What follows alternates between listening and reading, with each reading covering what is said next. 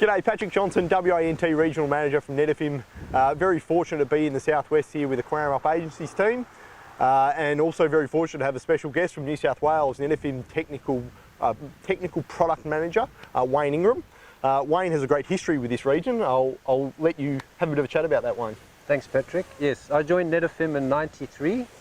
I was based in Western Australia and I spent a lot of time in this beautiful Margaret River region. The wine boom was going gangbusters back then, and so I was heavily involved in a lot of the vineyard development in this region. Yep. So interestingly, you started back in '93 and I think you worked through to 2001. That was really the boom period of vineyards down here, which means a lot of that drip line that was installed back then is probably still in, being 15, 20, 25 years down the track. Yep. Should the growers be starting to look at their vineyard and what should they be looking for? Okay. So what we really want is uniformity of distribution of the water and the fertiliser. So the drippers that have been working so well for so long, over a period of time, the flows may change. And one of the working components in the dripper is the diaphragm, which we'll look at in a short while. So if the diaphragm starts to get distorted, that affects the flow. Yep. And we can pick up these variations in flow with water meters in the paddock, and also by doing some sample tests of the actual drippers themselves. So there's a program that we can assist the growers with to work out how the vineyard is performing. And over that time, clearly there's been advancements in the dripper, in particular now with the UNIRAM dripper. I think it's probably great if we could maybe touch base on that, on what some of the benefits have now come and what we've learned over the 20 years to now deliver us this new UNIRAM dripper. Yeah, absolutely. So the dripper that the early vineyards would be familiar with is the RAM, or the Drip Master, a pressure compensated dripper, which was a really iconic, very robust, clog resistant product, of which there's still some of them floating around. Yep. Now, we introduced the UNIRAM dripper back in about 2001, and it was designed to handle the harshest conditions possible, i.e. the dirtiest water, and also designed for subsurface drip irrigation. Yep. The UNIRAM has a really very large filter which protects the emitter. We'll look at the model in a moment. So we've got the benefits of a dripper that should extend the life of the product by up to 25 years or so. And I believe there's a new diaphragm that's now come out in the UNIRAM. Very much so. So the original diaphragm that we had was made out of EPDM. It was a black diaphragm.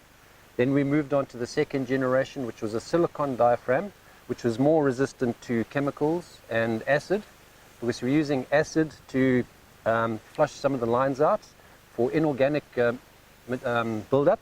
And then we have chlorine that was very widely used to flush out organic material. Now, over a period of time, at high concentrations of those chemicals, the diaphragm gets distorted. So now we have the third generation, which is a diaphragm incorporated with iron oxide. So the iron oxide can handle very high concentrations of acid and very high concentrations of chlorine. And then one of the other products I know the team at Cowaramup, Brad in particular, uses is the vineline, the UniWine. Can you explain the benefits of the vineline and what it actually is to the audience? Okay, so the vineline is essentially, in today's product that we have, the UNIRAM dripper, with a clip that is already installed on the actual tube itself. Now, looking at this vineyard here, we've got different kinds of clips that were manually installed, and there's a great cost attached to that in terms of labour. The cost of labour in Australia and New Zealand is very high, so anything that a machine can do that replaces what a human can do is beneficial. So the clips that come pre-installed on the drip line and the UniWine, it's the obvious choice to retrofit into a vineyard. So really saving time and saving labour. Exactly. Very good. Thank you, Wayne. Appreciate your time down here. We've got a few more vineyards to see. We will touch base just briefly on the UNIRAM dripper, and we'll do that shortly. Thank you. Thank you, Patrick. Okay, Wayne, as mentioned before, we wanted to have just a quick chat and a quick brief look at the UNIRAM dripper, and just to show us its technical capabilities it has. Okay, Patrick. So what we've got here is a large model of the UNIRAM dripper, and this shows, I think, quite clearly the large filter on the dripper itself, on the back of the dripper. Bearing in mind that the RAM dripper only had a very small filter, which would have been about that size relative to what we've got now. This is the final line of defense for particles getting into our emitter. So the emitter consists of 3 components, but the one working part that we need to pay attention to is the diaphragm. So the diaphragm that we mentioned, Yep. the modern generation, is the iron oxide. This is the moving part that we need to protect. Yep. So with the iron oxide, this extends the life of the dripper even beyond where we were before. Yep, very good.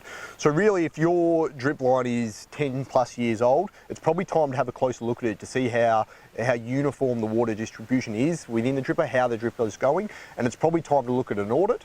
The team at Cowaramup, Brad in particular, has all the expertise needed. So please, yeah, drop in, have a chat to those guys, and they can come out and inspect it.